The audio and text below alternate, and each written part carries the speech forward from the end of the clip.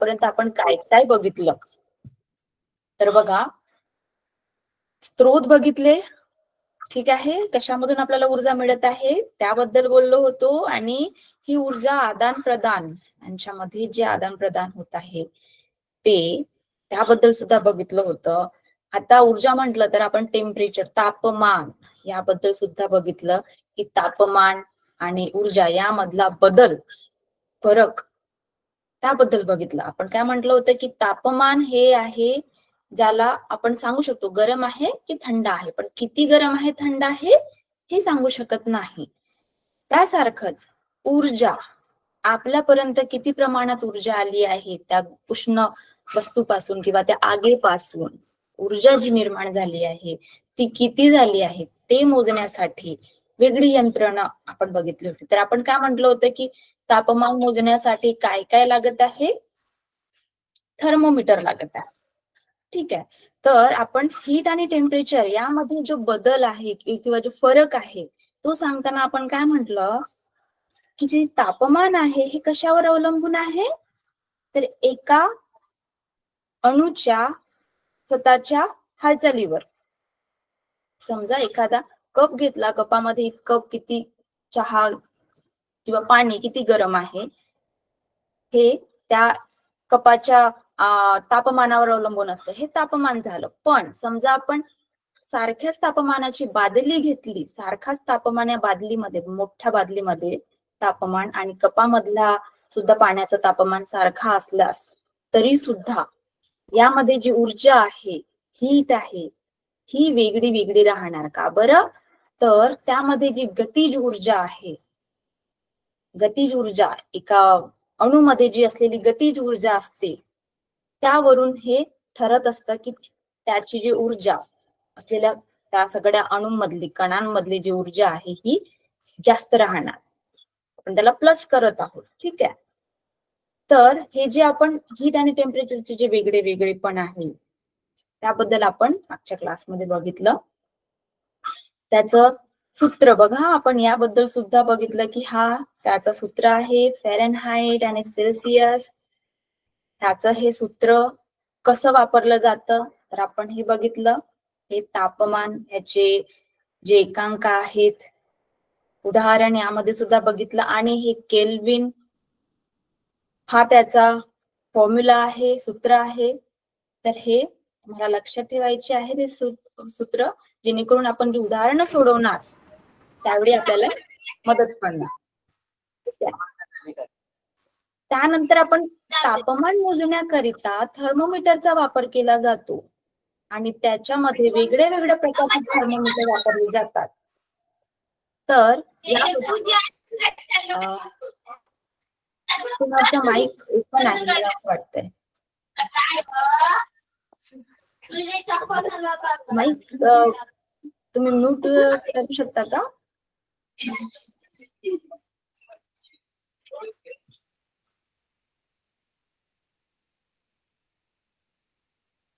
तुमचं माईक केलं? ओके.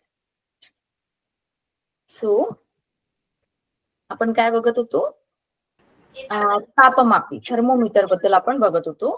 तर ही जी थर्मोमीटरचे जे वेगळे वेगळे प्रकार आहेत त्याबद्दल सुद्धा बघितलं आपण की वैद्यकीय उपयोगाकरिता किंवा जे प्रॅक्टिकल लॅब मध्ये, प्रयोगशाळेमध्ये जे वापरले जाणारे जे थर्मोमीटर आहेत ती वेगळी वेगळी असतात, त्याबद्दल सुद्धा आपण बघितलं होतं. आणि यांचा जो दायरा आहे, जसं आपण म्हटलं की हे जे डिजिटल तापमापी आहे ज्यामध्ये आपण आपल्या शरीराचं तापमान मोजतो, तर हे किती म्हटलं होतं आपण, 30 ते 45 डिग्री सेल्सिअस यांच्यामध्ये याचं तापमान असतं, ठीक आहे. पण यांच्यामध्ये किती म्हटलं, याचा जास्त असतं ह्या तापमापीच्या, ज्यामध्ये प्रॅक्टिकल लॅब मध्ये जी तापमापी वापरली जाते. तर प्रत्येक जे तापमापी आहेत त्याचे स्वतःचे गुणधर्मानुसार त्यांचे वापर आणि त्यांचा उपयोग केला जातो. त्यानंतर आपण बघितलं स्पेसिफिक हीट, म्हणजे प्रत्येक वस्तूची वेगळी हीट असते. म्हणजे एखाद्या वस्तूला किती 1 डिग्री सेल्सिअस पर्यंत त्याचं तापमान वाढवायचं असेल तर त्याला किती प्रमाणात हीट द्यावी लागत आहे, त्याला आपण काय म्हणत आहोत, विशिष्ट उष्मा, स्पेसिफिक हीट म्हणत आहोत. त्यासाठी आपण काय बघितलं होतं बघा, इथे हे तुम्हाला रकाना दिलेला आहे. ह्या रकान्यामध्ये तुम्हाला दाखवलेलं आहे, ज्यामध्ये आपण पाण्याचं सगळ्यात जास्त उदाहरण घेतलं होतं. पाणी आहे किंवा लोखंड आहे, तांबे आहे, या सगळ्यांचा उदाहरण घेतला जातो. सहसा आपल्याला उदाहरणामध्ये दिलेलं सुद्धा असतं. तर त्यासाठी कोणता फॉर्म्युला वापरला जातो? Q(m)(c) आणि change in temperature final minus initial. तर यामध्ये मास एखाद्या वस्तूचा आणि हे जे C आहे, C म्हणजे काय आहे? तर हे विशिष्ट उष्मा, जसं हे दिलेलं आहे, हा तो आकडा इथे ठेवला जातो. आणि हे जे म्हटलं आपण, हे चेंज इन टेम्परेचर, तापमानातील बदल, त्याबद्दल काय आहे? हे final temperature minus initial temperature, म्हणजे जे शेवटचे जे तापमान आहे, म्हणजे सुरुवातीला आपण प्रयोग करण्या अगोदर किंवा विशिष्ट उष्मा स्पेसिफिक हीट मोजण्या अगोदर जे तापमान होतं, त्यामधून आपण कोणतं तापमान मायनस करत आहोत? जे फायनल शेवटीला आपल्याला मिळालेलं आहे. तर हा तो फॉर्म्युला आहे. ठीक आहे. मग आपण कॅलरीमीटर, जसा थर्मोमीटर वापरला जातं त्यासारखंच कॅलरीमीटर सुद्धा हे कशासाठी वापरलं जातं? हे हीट मोजण्याकरिता. थर्मोमीटर जसं टेम्परेचर, तापमान मोजण्याकरिता वापरलं जातं, तसं कॅलरीमीटर हीट, उष्णता मोजण्याकरिता वापरलं जातं. तर त्याबद्दल आपण बोललो मागच्या क्लासमध्ये. आणि आपण म्हटलं की त्यासाठी काय वापरलं जातं? कॅलरी मापी. जसं ते आपण थर्मोमीटर जे बघितलं ना, ज्यामध्ये शरीराचं तापमान केलं जातं, त्यासारखंच यामध्ये उष्णता मोजण्यासाठी कॅलरी मापीचा वापर केला जातो. आणि त्याबद्दल आपण बोललो की अगदी जसं थर्मास फ्लास्क असतं, पण ज्यामध्ये पाणी गरम ठेवतो किंवा चहा गरम ठेवतो, त्यासारखंच हे एक उदाहरण आहे. म्हणजे हे कडेकोट बंद असलेलं, बाहेरच्या वातावरणाचा आतमधल्या आपण जे काही प्रयोग करत आहोत त्यामध्ये, त्या तापमानामध्ये किंवा ऊर्जा आदान प्रदान मध्ये फरक न पडण्यासाठी बनवलेलं एक साधन आहे. ते कॅलरी मापी आपण त्याला म्हणत आहोत. त्याबद्दल सुद्धा आपण बघितलं. आणि त्यामधून आपण त्याचं इक्वेशन काढलं होतं, त्याचं फॉर्म्युला, सूत्र काढलं होतं. काय? तर एखाद्या ऑब्जेक्ट किंवा एखाद्या विशिष्ट आपण जे गरम वस्तू आपण पाहतो, ज्याची आपल्याला उष्णता काढायची आहे, समजा आपल्याला एखाद्या लोखंडाची किंवा तांब्याच्या वस्तूची उष्णता काढायची आहे, O म्हणजे काय म्हटलं होतं आपण? ऑब्जेक्ट. ऑब्जेक्ट म्हणजे आपण समजा एखादा प्रयोग करत आहोत, त्यासाठी आपण जे वापरत आहोत एखादी वस्तू, त्याला ऑब्जेक्ट असं म्हणतात प्रॅक्टिकल लॅबमध्ये, प्रयोगी भाषेमध्ये, म्हणून त्याला O असं नाव दिलेलं आहे. ठीक आहे. आणि यामध्ये W आणि C हे जे हीट ऑफ वॉटर, म्हणजे हे जे W आहे, W म्हणजे काय? वॉटर. तर आपण यामध्ये, या भांड्यामध्ये जे पाणी घातलेलं आहे आणि कॅलरीमीटर ची जी हीट आहे, म्हणजे या इथे ज्या वातावरणात असलेली जी काही हीट आहे, ती हीट किती आदान प्रदान केली आहे या ऑब्जेक्टने. म्हणजे या इक्वेशनचं तुम्हाला समजा अर्थ समजायचं असेल तर फक्त एवढं लक्षात ठेवायचं की जी एखाद्या वस्तूची आपल्याला हीट काढायची आहे, उष्णता काढायची आहे, तर त्या वस्तूने किती हीट दिलेली आहे किंवा किती हीट उष्णता घेतलेली आहे, त्याबद्दल हा सूत्र आहे. तर हा सूत्र कसं त्यांनी म्हटलं आहे की समजा मी हा वस्तूला या ठिकाणी या कॅलरी मापीमध्ये ठेवलं, तर या पाण्याचं आधीचं टेम्परेचर किती आहे मला माहिती आहे पाण्याचं, आणि कॅलरीमीटरचं सुद्धा किती टेम्परेचर आहे हे मला माहिती आहे. पण मी समजा ही वस्तू घातल्यानंतर किती बदल झाला हे मी काढू शकणार है ना, कारण मी तापमापी वापरत आहे. तर किती बदल झाला, त्याने किती स्वतःकडे उष्णता खेचून घेतली, याबद्दल हा इक्वेशन आहे. तर याचाच वापर करून आपण मागच्या क्लासमध्ये जे काही बघितलं त्याचाच वापर करून आपण एक उदाहरण सोडून घेऊया, जेणेकरून आपल्याला हे जे इक्वेशन आहे किंवा हे जे प्रयोग आहे हे आपल्याला समजण्यास आसानी जाणार. ठीक आहे. तर आपण बघूया. जसं आता मी म्हटलं की मुख्य कल्पना ही या कॅलरीमीटरची ही आहे की गरम वस्तूने दिलेली उष्णता आणि पाणी व कॅलरी मापीने घेतलेली उष्णता याबद्दल आपण समजा बोलत आहोत, तर इथे एक उदाहरण आपल्या पुस्तकामध्ये दिलेलं आहे बघा. सगळ्यांनी आता उदाहरणाकडे लक्ष द्या. तर उदाहरणं सोडवताना आधी ते उदाहरण समजलं पाहिजे, न्यूमेरिकल्स जे आहेत ते समजलं पाहिजे. त्याच्यानंतर आपण त्याच्यामध्ये कोणता वापरणार फॉर्म्युला ते आपण निश्चित करू शकतो. तर बघा यामध्ये काय म्हणत आहे, समजा कॅलरी मापी, त्यात असलेले पाणी व त्यात टाकलेली तांब्याची उष्ण वस्तू यांचे तापमान समान आहे. कॅलरी मापी आणि कशाची, पाणी, याचे काय तापमान समान आहे. तर उष्ण वस्तूचे तापमान 60 डिग्री सेल्सिअस व पाण्याचे तापमान 30 डिग्री सेल्सिअस आहे. तर तांब्याचा व पाण्याचा विशिष्ट उष्मा क्रमशः आपल्याला पुस्तकामध्ये सुद्धा दिलेला आहे. तर त्यांनी किती दिलेला आहे, 0.09 कॅलरी आणि पाण्याचं काय आहे, 1 कॅलरी आहे.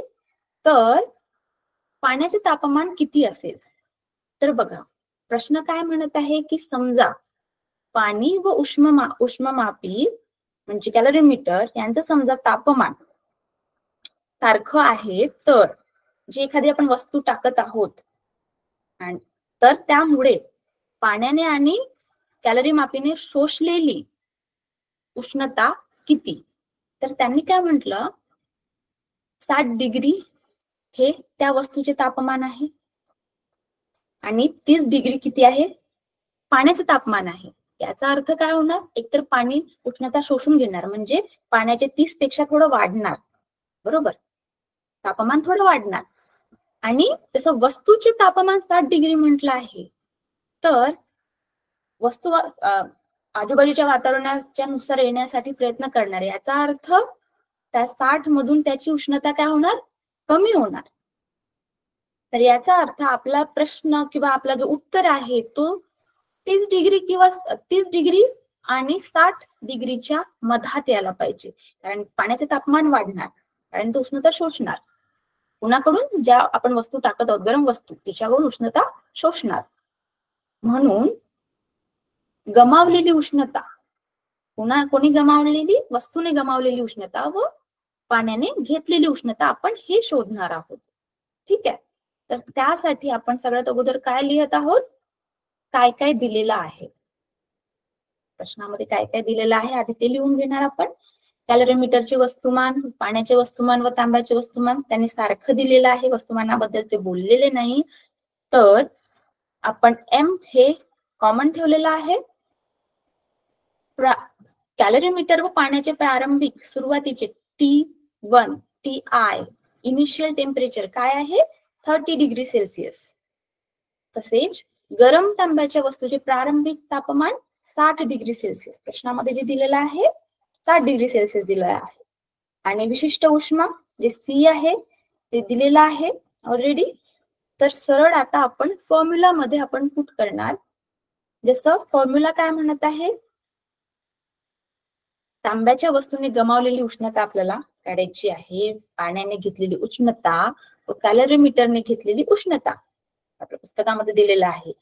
Q ऑब्जेक्ट, तर आपण इथे ऑब्जेक्ट आपला काय आहे, तांब्याची वस्तू, आणि पाणी, पाण्याची उष्णता प्लस कॅलरीमीटर QC, बरोबर. हे त्याचं काय आहे, तत्वसूत्र आहे हे. तर याला आपण असं ठेवलं तर इथे जे TF आहे, हे जे फायनल टेम्परेचर आपण जे आता काढणार आहोत, फायनल टेम्परेचर, त्याबद्दल इथे मांडलेलं आहे. तर बघा तुम्ही इथे पाहू शकता की इथे सगळे जसं फॉर्म्युला आहे त्यानुसार सगळे इथे मांडलेले आहेत. आता आपण या फॉर्म्युलाकडे एकदा परत लक्ष घालूया. तर तुम्हाला दिसत आहे की इथे जे आहे हे M मास हे आपलं कॉमन आहे. आपण जसं म्हटलं की पाण्याचं वस्तुमान सारखं आहे, कॅलरीमीटरचं सुद्धा वस्तुमान सारखं, आणि आपण तांबे जे घालत आहोत त्याचं सुद्धा वस्तुमान सारखंच आहे. वस्तुमान म्हणजे त्यांचा जो साईज, आकार, जे काही म्हणा ते सारखं आहे. ठीक आहे, एवढं लक्षात ठेवा. तर आता आपण हा जो फॉर्म्युला आहे यामध्ये त्याचं हे काय आहे, हे टेम्परेचर कशाचं आहे, वस्तुमानाचं आहे सुरुवातीचं. आणि फायनल टेम्परेचर आपल्याला काढायचं आहे. आणि हे काय आहे, हे त्याचे स्पेसिफिक हीट आहे, विशिष्ट उष्मामान C. ठीक आहे, हा आपला फॉर्म्युलानुसार आपण इथे पुटअप केला आहे, ठेवलेले आहेत. आता तर आपण समजा सगळ्यांना माहिती आहे की जे दोन्ही, जसं याच्या दोन्ही बाजूला समजा सारखे स्पेसिफिक असेल, सारखे कंटेंट असला तर आपण त्याला कट करतो. तर आपण काय काय कट करत आहोत, M इथून M आपण कट केला. ठीक आहे, तर M कट केल्यानंतर आपलं काय राहत आहे, 60 minus final temperature plus into 0.09 एका बाजूला ठेवलं आपण. ठीक आहे, याच्या आपण एका बाजूला ठेवलं हे इथे. आता याकडे लक्ष ठेवा, इथे या दोन्ही बाजूला T minus final temperature minus 30 हे काय आहे, दोघांचे सारखे आहेत. पाण्याचे आणि कॅलरीमीटरचे जे तापमान आहे हे सारखे आहेत, म्हणून आपण याला काय केलं आहे, याला एका ब्रॅकेटमध्ये घेतलं, सारखं आहे त्यामुळे. आणि काय रिमेन आहे, बाकीचं काय राहिलं आहे, 1 and 0.09 हे स्पेसिफिक हीट हे बाकी घेतलं. तर आपण हा जो प्लस आहे याला इथे जसंच्या तसं ठेवलं आहे. ठीक आहे, तर हे समजत आहे की आपण फॉर्म्युला मधून आपण काय घेत आहोत. आपला नेमका हा फॉर्म्युला आहे, फॉर्म्युलामध्ये आपण जसंच्या तसं आपल्या वस्तू ठेवलेल्या आहेत, आपले जे व्हॅल्यू आहेत ते ठेवले आहेत. आता यानंतर आपण अल्जेब्रानुसार आपण सोडवण्याचा प्रयत्न करत आहोत. त्यामधून लक्ष ठेवायचं की दोन्ही बाजूला, इक्वेशनच्या दोन्ही बाजूला समजा समांतर काही तुम्हाला दिसत आहे, जसं M तुम्हाला दिसत आहे किंवा अजून परत काही दिसत आहे, तर तुम्ही त्याला कट करता. बरोबर, त्यासाठी आपण M ला आपण कॅन्सल आउट केला आहे, कारण त्याचा काही फरक नाही पडणार. समजा मास सारखा आहे तर त्याचा आपल्या उत्तरवर काही फरक नाही पडणार, मग आपण त्याला कॅन्सल केलं किंवा त्याला निग्लेक्ट केलं, लक्षात नाही घेतलं तरी चालेल, म्हणून आपण त्याला कॅन्सल आउट करत आहोत. पण त्याचं सुद्धा गरज असते, पण आपला आन्सर काही बदलणार नाही.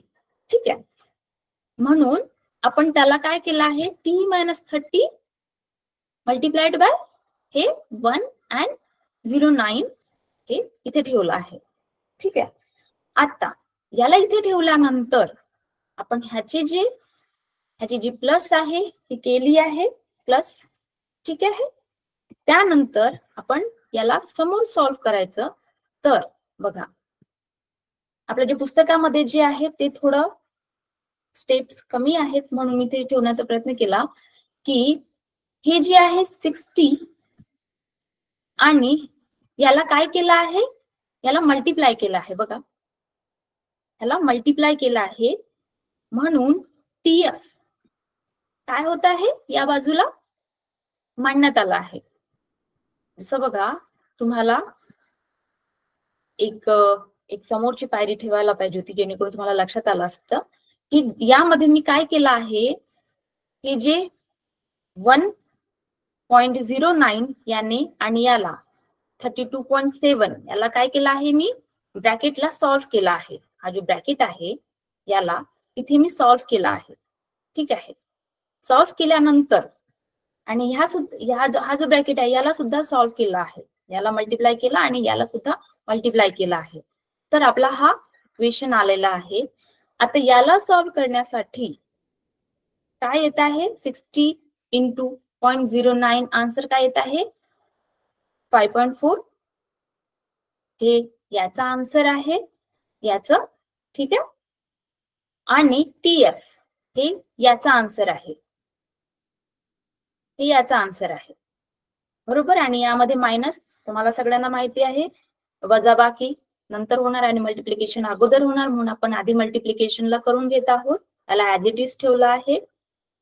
मग यामध्ये जे TF चे जे व्हॅल्यूज आहेत, बघा, ही TF ची जी व्हॅल्यू आहे, फायनल टेम्परेचरची व्हॅल्यू, हे उजव्या बाजूला घेऊन गेलो आणि याला एका बाजूला घेऊन आलो. तर फायनल टेम्परेचरची जी व्हॅल्यू आहे याला सॉल्व केल्यानंतर जे आन्सर मिळत आहे किती आहे 32.29 डिग्री सेल्सिअस. म्हणून आपला आन्सर काय आहे 32.29 डिग्री सेल्सिअस. तर यांनी 3 डायरेक्ट म्हटलं आहे. ठीक आहे. तर हे आपल्याला पुस्तकामध्ये जे न्यूमेरिकल आहे हे दिलेलं आहे. हे कॅलरीमीटर जे वापर आहे त्यानुसारच त्याचा आपण वापर केला आहे. म्हणून बघा तुम्हाला परत इथे दिसत आहे, इथे तुमच्या पुस्तकामध्ये अशा प्रकारे दिलेलं आहे. काय फायनल टेम्परेचर किती आहे म्हणून काढा. आणि सूत्र त्यांनी 4 वरून हा जो घेतला आहे, तर हा जो सूत्र आहे मी जे तुम्हाला सांगितलं थोडं सिम्प्लिफाईड वे मध्ये आहे. इथे पण त्यांनी ठेवण्याचा प्रयत्न केला आहे, पण कमी स्टेप्स आहेत जे मी थोडं 2-3 स्टेप्स वाढवले आहेत, पण आन्सर सेम आहे. ठीक आहे. एवढं तुम्हाला समजलं असेल तर आपण समोर जायचं. कारण या समोर आपले जे परिणाम आहेत, इफेक्ट,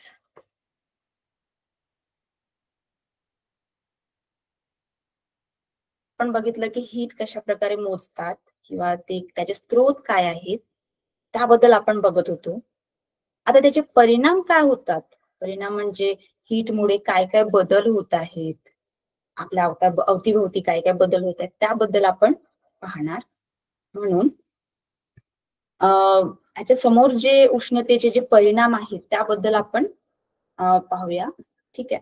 तर महत्वाचं म्हणजे जसं तुम्ही पण पाहिलं आहे की उष्णतेमुळे काय काय चेंजेस होतात. तर बघा आपल्या पुस्तकामध्ये दिलेलं आहे की आकुंचन, प्रसरण, कॉन्ट्रॅक्शन आणि एक्सपान्शन.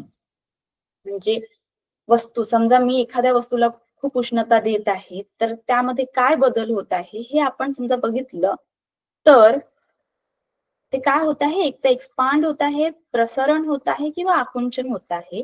तर आपल्या धड्यामध्ये सध्या तरी आपल्याला फक्त प्रसरण, एक्सपान्शन बद्दलच दिलेलं आहे. कॉन्ट्रॅक्शन, आकुंचन बद्दल बोललेले नाही आहे. तर आपण आजच्या धड्यामध्ये आपण प्रसरणाबद्दलच पाहणार. तर उष्णतेच्या परिणामामध्ये 2 गोष्टी होतात आणि त्यामध्ये काय म्हटलं आहे, आकुंचन, प्रसरण आणि अवस्थांतर. अवस्थांतर म्हणजे समजा घन वस्तू आहे तर तिच्या आकारामध्ये बदल होणार किंवा तिच्या लांबीमध्ये बदल होणार. द्रव वस्तू आहे तर तिच्या क्षेत्रफळ बदलणार. आणि वायू तर हे त्याचा आकार, व्हॉल्यूम यामध्ये बदल होणार. तर याचे जे एक्झाम्पल आहेत, साधी सोपी आपण एक्झाम्पल घेऊया. तर बघा घन मध्ये आपण पाहणार जसं पाणी आहे, सगळ्यांना आपण बघितलं होतं की आपण पाण्याला गरम केल्यानंतर पाणी कसं उकड्या करतं आणि ते त्याचा जो आकार आहे, जे खालून वर पाणी जातं, उबळ्या मारतं, त्यासारखं त्याच्या व्हॉल्यूम, आकारामध्ये बदल होत आहे. ठीक आहे. हवेबद्दल बोललो होतो आपण. तर काय म्हटलं होतं आपण की गरम हवा असेल तर जे बलून आहे, फुगा आहे, हे त्या हवेला वर घेऊन जातात. तर वर जात आहे समजा गरम हवा असेल तर. पण आता आपण सध्या शिकणार आहोत घन, सॉलिड मध्ये काय चेंजेस होतात, सॉलिड वस्तूमध्ये काय काय चेंजेस होतात त्याबद्दल पाहणार. तर बघा इथे मी उदाहरण किंवा जे बलून फुगवताना काय होत आहे त्याबद्दल मी तुम्हाला एक छोटस चित्र दिलं आहे की उष्णता दिल्यास काय होत आहे, तापमान वाढत आहे, आतमधलं याचं तापमान वाढलेलं दिसत आहे, बरोबर. त्यामुळे फुगा पसरतो. बलून बद्दल आपण उदाहरण घेतलं होतं तर इथे सुद्धा मी बलूनच दिलेलं आहे. तर यामुळे काय होत आहे, जागा ही पसरत आहे, एक्सपान्शन होत आहे, पसरण उष्णतेमुळे. तर तुम्हाला इथे जे दिसत आहे की इथे उष्णता आग लागल्यानंतर हे जे अणू आहेत, हे अणू हे काय एका ठिकाणी हलत आहेत, बरोबर. तर हे वर जाण्याचा, त्यांच्या जी हवा आहे ही वर जाण्यासाठी, कारण ती हलकी झालेली आहे, आता ती वर जाण्यासाठी प्रयत्न करत आहे आणि त्यामुळे काय आहे, हा वर असलेला जो फुगा आहे हा फुल झाला आहे. तर हे प्रसरणाबद्दल आहे. आपल्या पुस्तकामध्ये सुद्धा असंच दिलेलं आहे. आपण एकदा वाचून घेऊया की नेमकं आपल्या पुस्तकामध्ये काय दिलेलं आहे ते. तर बघा काय म्हणत आहे की प्रसरणाविषयी अधिक जाणून घेणार आहोत कुठे आपण या लेसन मध्ये. तर प्रसरण काय म्हणताय, कोणत्याही पदार्थास उष्णता दिली गेल्यास त्याचे तापमान वाढते तसेच त्याचे प्रसरण होते. होणारे प्रसरण त्याच्या तापमान वाढीवर अवलंबून असते आणि उष्णतेमुळे स्थायू, द्रव, वायू अशा सर्व पदार्थाचे प्रसरण होते. तर बघा आपण एखाद्या पदार्थाला किती उष्णता देत आहोत त्यावरून ते त्याचं किती प्रसरण होणार हे अवलंबून असतं. जसं आपण म्हटलं की पाण्याला किती उष्णता दिली, त्याचं सुरुवातीला पाणी आपण त्याला तापवत आहोत तर पाणी उकडीला येत नाही लगेच, पण सुरुवातीला ते गरम असतं, पण त्याला खूप जास्त उष्णता दिली तर ते उकड्या मारतं आणि वर बबल्स येतात. त्यासारखंच बघा, जास्त उष्णता जास्त प्रसरण, जास्त एक्सपान्शन. म्हणून त्यांनी म्हटलंय की होणारे जे प्रसरण आहे त्याच्या आहे कशावर अवलंबून आहेत, हे तापमान वाढीवर अवलंबून असतं. तर त्यासाठी सगळ्यात अगोदर त्यांनी जे प्रसरणाचे जे उदाहरणामध्ये किंवा जे काय त्याचे इफेक्ट होत आहेत, काय परिणाम होत आहेत, त्यामध्ये त्यांनी काय दिलेलं आहे, एक रेषीय प्रसरण. त्यांनी एक रेषीय प्रसरण हे दिलेलं आहे. तर बघा एक रेषीय प्रसरण सरळ भाषेमध्ये म्हटलं तर हे घन पदार्थामध्ये दिसून येतं. का बरं? तर घन पदार्थाची जी काही बदल आहेत, उष्णतेमुळे जे होणारे बदल आहेत त्यामध्ये काय दिसून येतं, तर त्यांचा जो बदल आहे हा सरळ रेषेमध्ये किंवा त्यांचं जो प्रसरण आहे हा त्यांच्या हाईट किंवा रुंदीमध्ये काही बदल होत नसतं, निग्लिजिबल असतं. आपण त्याला दुर्लक्ष केलं तरी चालेल, पण त्याची जी लांबी असते ही वाढत असते. कशामध्ये? घन पदार्थामध्ये. बघा मी तुम्हाला इथे उदाहरणार्थ मी दिलं आहे की तार किंवा सळई सारख्या घनाची लांबी वाढते. कशामुळे? समजा आपण त्याला उष्णता दिली, त्याचं तापमान वाढवला, जसं लोखंडाचं एखादं घ्या, तार घ्या आणि त्याला गरम करा, तर तुम्ही त्याचा आधी तापमान देण्या अगोदर त्याची लांबी मोजली तर कमी राहणार, पण त्याला तापमान दिल्यानंतर, उष्णता दिल्यानंतर त्याची लांबी थोड्या प्रमाणात वाढते. ठीक आहे, तर हे एक रेषीय प्रसरण, लिनियर एक्सपान्शन, हे याबद्दल आहे. आणि हे जे एक्सपान्शन आहे तर याचा जो फॉर्म्युला सरळ मी तुम्हाला यासाठी सांगत आहे की फॉर्म्युलावरून तुम्हाला समजेल की आपण नेमकं आपल्याला काय काढायची आहे, किती लांबी बदलली, म्हणजे आपण उष्णता दिल्यानंतर, काही प्रमाणात उष्णता दिल्यानंतर किती लांबीमध्ये फरक आला हे जाणून घेण्यासाठी. म्हणून हा बघा L2 म्हणजे काही फायनल लांबी, शेवटची म्हणजे तापमान दिल्यानंतरची किती लांबी आहे ते शोधण्यासाठी. म्हणून आपण कोणता फॉर्म्युला वापरत आहोत, सगळ्यात अगोदर लांबी किती होती, म्हणजे ताराची लांबी म्हणा किंवा सुरईची लांबी म्हणा, आधी किती होती हे आपल्याला माहिती होतं, पण मग आपण त्याला हीट दिल्यानंतर, टेम्परेचर त्याचा वाढवल्यानंतर किती लांबी मध्ये बदल आला हे जाणून घेण्यासाठी आपण हा फॉर्म्युला वापरत आहोत. तर बघा हे कशावर अवलंबून असतं नेमकं, तर घन पदार्थामध्ये की आपण किती प्रमाणात उष्णता देत आहोत, हीट वाढवत आहोत, किती प्रमाणात, आणि त्यामध्ये वस्तू कोणती आहे. तर बघा वस्तू कोणती आहे यासाठी हा जो तुम्हाला जो चिन्ह दिसत आहे, हा लॅम्बडा, ह्याला जो लॅम्बडा म्हटलं आहे, हे चिन्ह यासाठीच आहे. जसं बघा लोहा आणि अल्युमिनियमचे आपण कंपॅरिझन करूया. ठीक आहे, तर समजा मी लोहाला आणि अल्युमिनियमला सारख्याच प्रमाणामध्ये मी उष्णता देत आहे. जसं पकडा हा लोहा आहे आणि हा अल्युमिनियम आहे. ठीक आहे, मी सारख्याच प्रमाणात हीट देत आहे, पण लोह्याची जी लांबी आहे ती कमी वाढणार आणि अल्युमिनियमची लांबी जास्त वाढणार. का बरं? तर त्याच्या पदार्थाचा फरक आहे. लोहा वेगळ्या पदार्थाचा आहे आणि हा वेगळ्या पदार्थाचा आहे, तर याला जास्त हीट लागेल कुणाला, लोखंडाला, लोह्याला. म्हणून हा जो लॅम्बडा आहे हा प्रत्येक वस्तूचा स्वतःचा वेगळा वेगळा असतो. लॅम्बडा हा काय दर्शवित आहे, तर वस्तूच्या, जसं आपण कशाची लांबी काढत आहोत, एखाद्या वस्तूची, वस्तूच्या बदलची, तर प्रत्येक वस्तूच्या बदलची ही काय आहे, वेगळी वेगळी त्याची संख्या असते.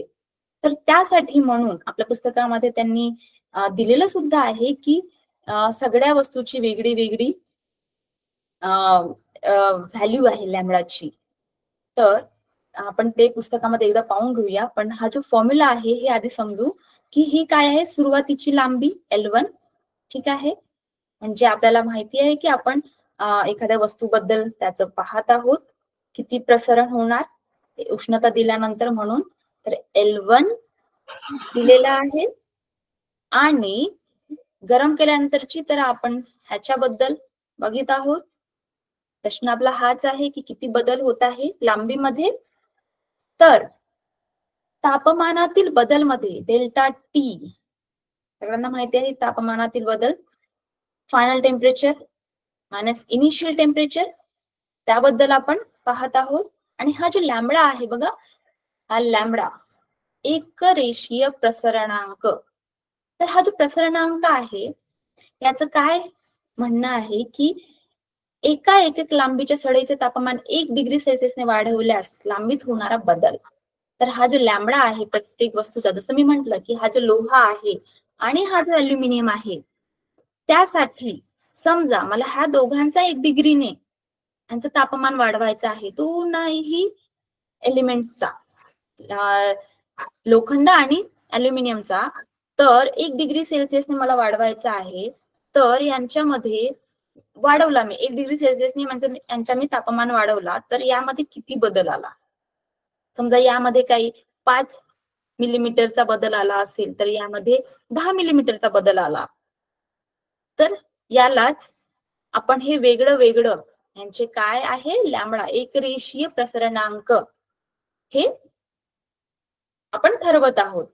म्हणून हा जो लॅम्बडा आहे, हा जो लॅम्बडा, ह्याचा सुद्धा फॉर्म्युला आहे. आणि हा फॉर्म्युला म्हणजे असा की समजा आपण याला इकडे डाव्या साईडला घेतलं आणि काय चेंजेस आले, तर बघा काय होत आहे, L2 मायनस L1 होणार. ठीक आहे, आणि हे L1 म्हणजे आपण हा जो लांबी आहे यामध्ये तापमान किती बदल झाल्यानंतर किती लांबी बदलली आहे, म्हणून याला आपण प्रोडक्ट मध्ये ठेवला आहे. ठीक आहे, मल्टिप्लिकेशन मध्ये ठेवला आहे. तर हा लॅम्बडा चा फॉर्म्युला आहे आणि याचं युनिट आहे 1 डिग्री पर सेल्सिअस, असं याचं युनिट आहे. कारण काय म्हटलं आहे, 1 डिग्री सेल्सिअसने वाढवण्यासाठी वाढवल्यास किती लांबीमध्ये बदल होत आहे, म्हणून याचं युनिट 1 डिग्री सेल्सिअस आहे. तर हेच आपल्या पुस्तकामध्ये सुद्धा दिलेलं आहे, एकदा चेक करून घेऊया काय म्हणत आहे. तर बघा, लिनियर एक्सपान्शन, स्थायूचे एकरेषीय प्रसरण म्हणजे तापमान वाढीमुळे तार किंवा सळईच्या रूपातील स्थायूच्या लांबीत होणारी वाढ. ह्याला एक डेफिनेशन म्हणून तुम्ही कन्सिडर करू शकता की स्थायू म्हणजे घन पदार्थामधील जे काही तापमान वाढीमध्ये होणारे जे बदल आहेत, त्याला आपण लिनियर एक्सपान्शन, एक रेषीय प्रसरण असं म्हणत आहोत. तर समजा एका L1 म्हणजे सुरुवातीला आपण लांब सळईचं लांबी आपल्याला माहिती आहे, आपण L1 घेतली, तर त्याला आपण टेम्परेचर दिला सुरुवातीला इनिशियल T1, तर T2 पर्यंत टेम्परेचर नेल्यानंतर त्याच्या लांबीमध्ये किती बदल येत आहे ते आपण इथे पाहत आहोत. तर सळईच्या लांबीतील वाढ ही सळईची मूळ लांबी व केलेल्या तापमान वाढीच्या अनुपात असते. तापमान वाढीच्या जे लांबी आहे ते कशावर अवलंबून आहे की आपण किती प्रमाणात तापमान दिलं. समजा आपल्याला लांबी दिलेली आहे, तर आपण तापमान सुद्धा काढू शकतो की त्याचं सुरुवातीचं काय तापमान होतं आणि किती तापमानापर्यंत त्याला वाढवलं असेल की जेणेकरून याची लांबी एवढी एवढी झाली आहे. पण हे सुद्धा आपण काढू शकतो. तर बघा, यामध्ये त्यांनी काय म्हटलं, ही लांबीतील बदल कशावर अवलंबून आहे, हा जो लॅम्बडा आहे हे कॉन्स्टंट आपण त्याला पकडत आहोत. का बरं? कारण प्रत्येक वस्तूचा स्वतःचा, जसं मी म्हटलं की याला स्वतःची, हा स्वतः प्रक्रिया करते, हा जास्त लांब होत नाही, पण अल्युमिनियम मात्र जास्त लांब होत आहे. तर याचा अर्थ स्वतःची, प्रत्येक वस्तूची स्वतःची गुणधर्म, स्वतःची प्रतिक्रिया तापमानावर दाखवत असते. म्हणून तुम्ही बघा इथे लोह्याचं किती दाखवत आहे, 11.5. समजा त्याला तापमान मी 10 डिग्री सेल्सिअस, या चारही वस्तूंना मी, हे जे चारही वस्तू आहेत त्यांना मी समजा तापमान 10 डिग्री सेल्सिअसनेच वाढवत आहे, तर यांच्यामध्ये किती प्रमाणात बदल दिसेल, या प्रमाणात. तर लोह सगळ्यात कमी लांब होतं आणि सगळ्यात जास्त काय फरक जाणवत आहे, अल्युमिनियम मध्ये. म्हणून मी उदाहरण देताना मी हा उदाहरण दिला की अल्युमिनियम अशी वस्तू आहे की ज्याचं तापमान वाढवल्यास तिच्यामध्ये सगळ्यात जास्त बदल दिसून येतो. म्हणून हा जो लॅम्बडा आहे ह्याला कॉन्स्टंट ठेवला आहे, की जे काही बदल होत आहे तापमान वाढवल्यानंतर जे काही बदल होत आहे, तर आपल्याला आतापर्यंत आपण त्याचा अभ्यास करून त्याचे संख्या काढून ठेवल्या आहेत. म्हणून त्याचं आपण त्याला काय ठेवलं आहे, लॅम्बडा हे ठेवलं आहे. ठीक आहे. आणि याला इक्वेशन मध्ये मांडताना इक्वल्स कॉन्स्टंट म्हणून आपण त्याचा वापर करतो. ठीक आहे. ते काय म्हटलं आहे की लॅम्बडा हा स्थिरांक असून त्यास पदार्थाचा एक रेषीय प्रसरणांक म्हणतात. तर हे जे आहे इक्वेशन, यामध्ये लांबी किती आहे हे दाखवू शकतं. आता यामध्ये समोर पाहूया की डेल्टा टी, जसं बघा काय म्हणता, हे वेगळ्या वेगळ्या पदार्थाचे प्रसरणांक वेगळे वेगळे असतात. आताच म्हटलं की प्रत्येक पदार्थाचे वेगळे वेगळे प्रसरणांक असतात. बघा सगळ्या वेगळे वेगळे आहेत. तर वरील सूत्रावरून दिसून येते की दोन पदार्थाच्या समान लांबीच्या सळयाचे तापमान समान परिणामाने वाढवले असता डेल्टा टी जरी का समान असेल तरीही त्या पदार्थाचा प्रसरणांक जास्त, तो पदार्थ जास्त प्रसरण पावेल व त्या पदार्थाची सळईची लांबी जास्त वाढेल. तर ह्याचं असं म्हणणं आहे की समजा अल्युमिनियम आणि लोह्याला मी तापमान सारखाच दिला तरी सुद्धा अल्युमिनियम हे जास्त प्रमाणात लांब होणार कम्पेअर टू लोह्यापेक्षा. ठीक आहे. म्हणून त्यांनी हा जो सूत्र आहे हे असं लिहिले आहे. हा जो सूत्र मी हे जे दाखवलं, जे लॅम्बडा मी हा जो दाखवला, हा हेच आहे की आपल्या पुस्तकामध्ये जे ही जी आडवी रेषा जी दिसत आहे ना, ही आडवी रेषा ही म्हणजे डिवाइड आहे, डिवायडेशन. बघा दिसत आहे हे डिवाइड. कुणी काय बोलले?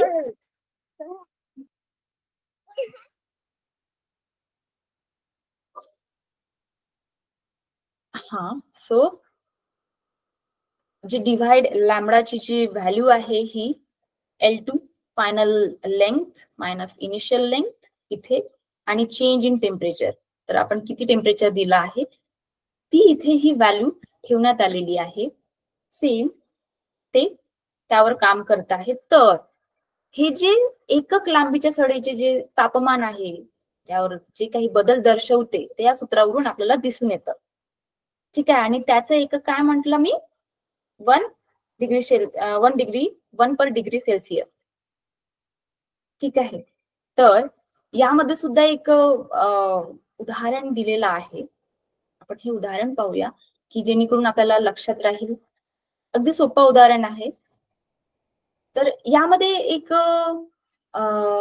आपल्या जे डेली लाईफ मधलं उदाहरण म्हटलं तर जी आपली रेल्वे आहे, बघा रेल्वेमध्ये जे रूळ असतात, रस्ता आहे रेल्वे ज्यावरून चालतं, त्यामध्ये जे लोखंडाचे जे पत्रे असतात ना लागलेले, तर हे सरळ लागलेले नसतात, म्हणजे कंटिन्यू मध्ये नसतात. तर त्यामध्ये तुम्हाला इथे ही गॅप दिसते ना, ही गॅप ठेवलेली असते. ही गॅप ठेवलेली असते जेणेकरून गरमीमध्ये, उष्णतेमध्ये, उन्हाळ्यामध्ये उष्णतेने जी काही या लोखंडामध्ये जे काही लांबी होणार त्यामध्ये हे गॅप पूर्ण झाली पाहिजे, नाहीतर ते जे रूळ आहेत हे तुटण्याची किंवा हादसा होण्याची शक्यता असते. म्हणून वेगवेगळ्या पदार्थाचे जे वेगवेगळे प्रसरणांक असतात त्यावरून हा एक उदाहरण आपल्या रोजच्या जीवनातील आहे की जे लोह्याचे जे रोड असतात तर ते काही लांबीनंतर त्याला गॅप ठेवलेले असते की उन्हाळ्यामध्ये ते त्यांना लांब व्हायचं आहे, किती प्रमाणात ते लांब होणार तेवढे, आणि मग परत त्याला जॉईन केलेलं असतं. ठीक आहे, बघा इथे तुम्हाला इथे हे लावून मोठे मोठे बोल्ट लावलेले आहेत. तर यामध्ये काय दिसत आहे, ज्याचा प्रसरणांक जास्त तो पदार्थ जास्त फुगतो. तर अल्युमिनियम मध्ये प्रसरणांक जास्त आहे तर ते जास्त लांब होणार किंवा त्याच्यामध्ये लांबीचा जो जे असर आहे ते जास्त दिसणार. ठीक आहे, तर आता त्याच्या समोर आपण उदाहरण घेऊया. न्यूमेरिकल आहे एक, तर सेम आहे, यामध्ये सुद्धा एका स्टील सळईचा उदाहरण घेतलेला आहे. तर बघा आपण प्रश्न वाचूया की एका अर्धा मीटर लांबीच्या स्टीलच्या सळईचे तापमान 60 डिग्री सेल्सिअसने वाढविल्यास तिच्या लांबीत किती वाढ होईल? अर्धा मीटर म्हणजे 0.5, तर याचे वाढवल्यास किती, यामध्ये 60 डिग्रीने वाढवल्यास किती लांबीमध्ये याचे वाढ होईल? तर स्टीलचा जो प्रसरणांक आहे आपल्याला ऑलरेडी दिलेला आहे, तर त्यानुसार आपल्याला काय काढायचं आहे की किती लांबी वाढलेली आहे, L2 आपल्याला काढायचं आहे. तर बघा दिलेलं काय काय आहे, L1 0.5 मीटर बरोबर, आणि change in temperature delta T 60 degree Celsius. त्यासारखंच स्टीलचा प्रसरणांक सुद्धा दिलेला आहे. तर येस, कोणी रेज इन हँड केलं आहे, बोला, अनम्यूट करून बोलू शकता.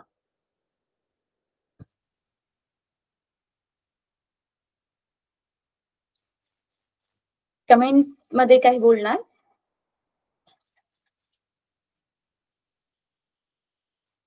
ओके, ठीक आहे, काय प्रश्न असल्यास अनम्यूट करून तुम्ही बोलू शकता, मला विचारू शकता. आपण न्यूमेरिकल्स वरच आहोत, उदाहरणावर, तर प्रश्न विचारू शकता तुम्ही.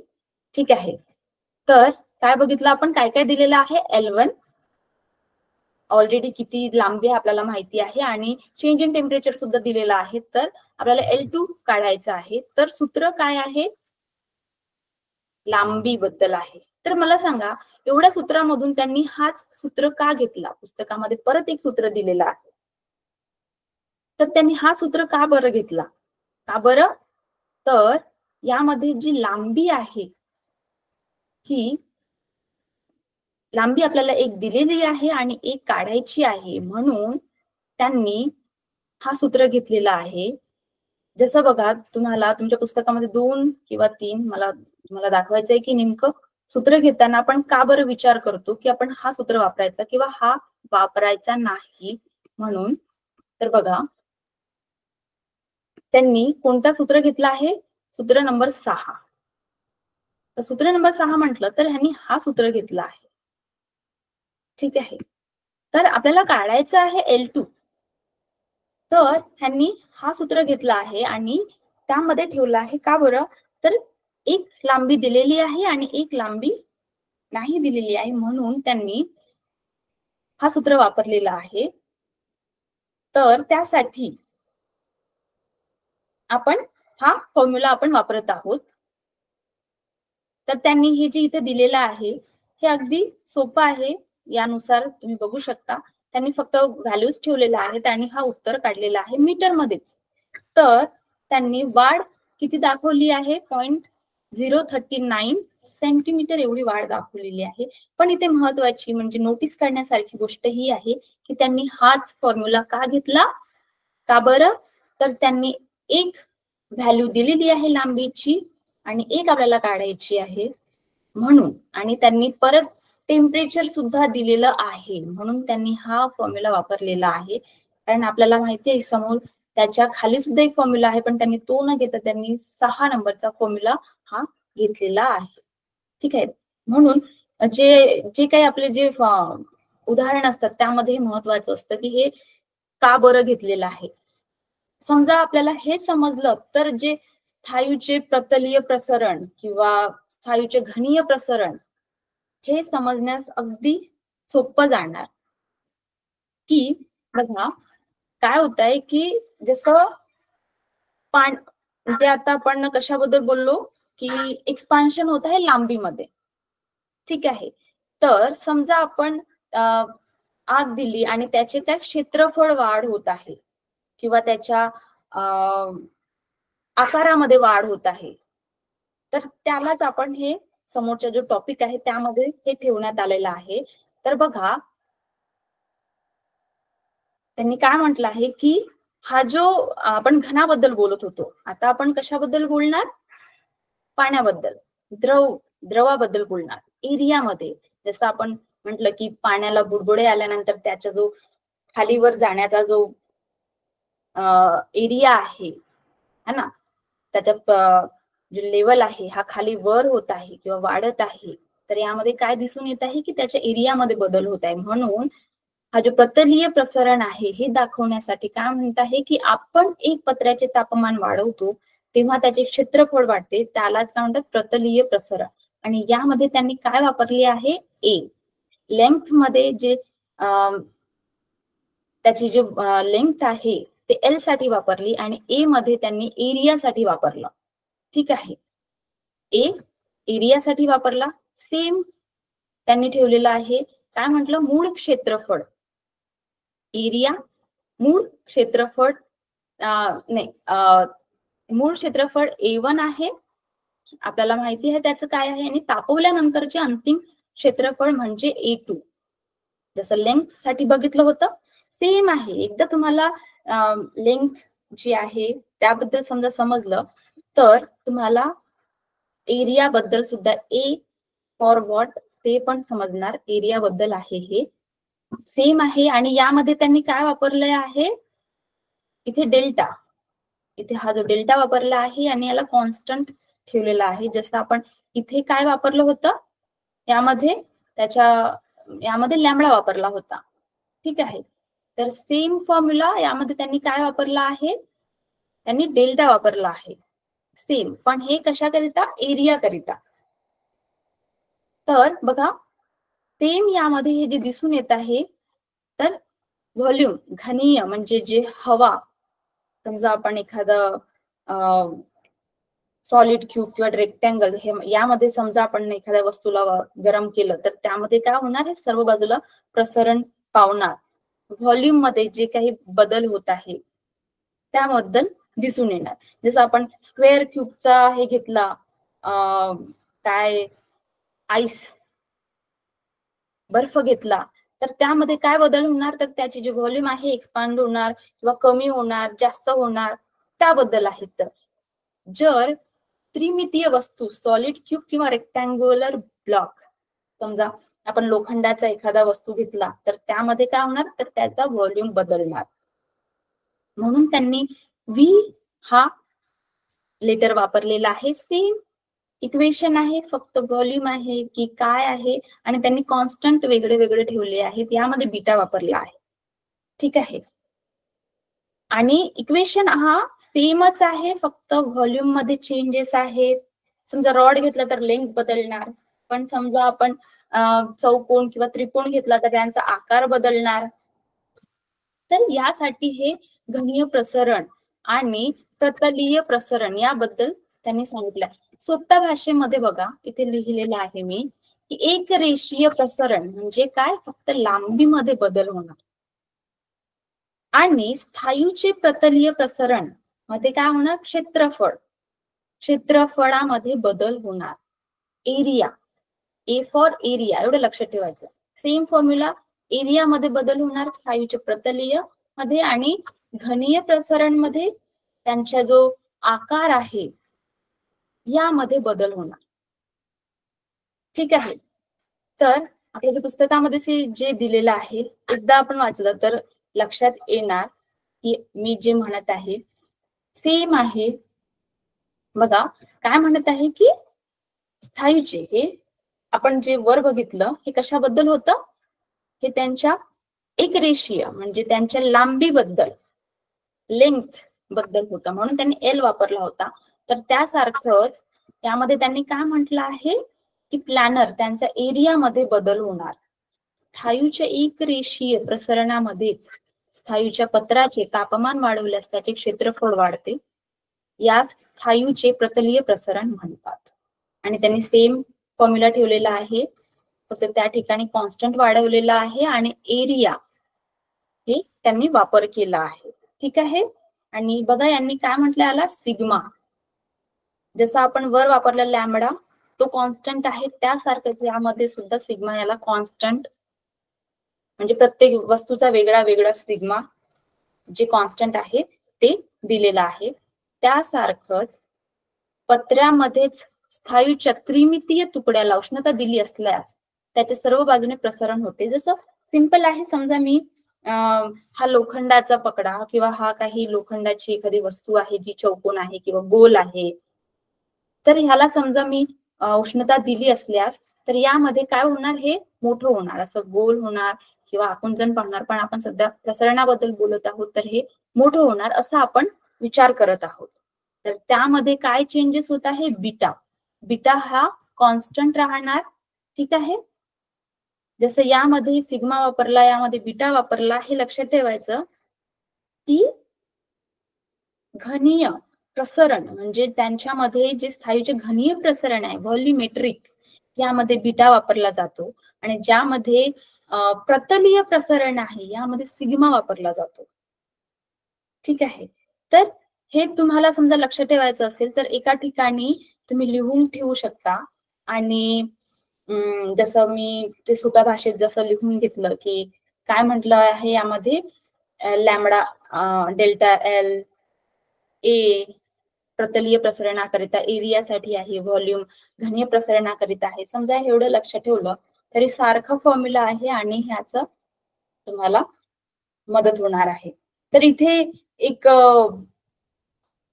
माहिती आहे का म्हणून तुम्हाला विचारलं आहे. जसं याचं मी तुम्हाला उदाहरण दिलं आहे की हे लोखंडाचे हे रूढ आहेत, तर हे त्यामध्ये गॅप ठेवलेली असते. का बरं, तर ही गरमीमध्येही वाढत असते काही मीटरने. त्यासारखंच जी ब्रिज असतात ना, लोखंडाची बांधलेली पूल असतात, ही सुद्धा यांच्यामध्ये सुद्धा काही अंतराची गॅप ठेवलेली असते, जेणेकरून उन्हाळ्यामध्ये त्यांची लेंथ वाढून, त्यांची लांबी वाढून त्यांच्यामध्ये प्रसरण होऊन काही हादसा नको व्हायला. कारण समजा ते एकत्र जवळ असणार आणि त्यांच्यामध्ये प्रसरण होणार, ते थोडं लांब होण्याचे प्रयत्न करणार, तर ते होऊ शकते एकमेकाला तोडून कुठे ना कुठे बाजूला निघणार आणि त्यामुळे धोका होण्याची शक्यता असते. म्हणून त्यांनी हा एक उदाहरण तुम्हाला दिलेला आहे. ठीक आहे. तर आपण पुढच्या क्लासमध्ये द्रवाचे प्रसरण पाहणार आहोत, expansion of liquids and gas as well, दोन्ही पाहणार आहोत. तर समजा आज काही प्रश्न असल्यास तुम्ही मला विचारू शकता. ठीक आहे. तर आजच्या क्लास करता एवढं. पुढच्या क्लासमध्ये आपण पाहणार, समजा होऊ शकल्यास न्यूमरिकल्स तुम्ही सोडवण्याचा प्रयत्न करा. आपण पुढच्या क्लासमध्ये काही नाही समजलं तर मला विचारा, आपण पुढच्या क्लासमध्ये पाहू. ठीक आहे. चला.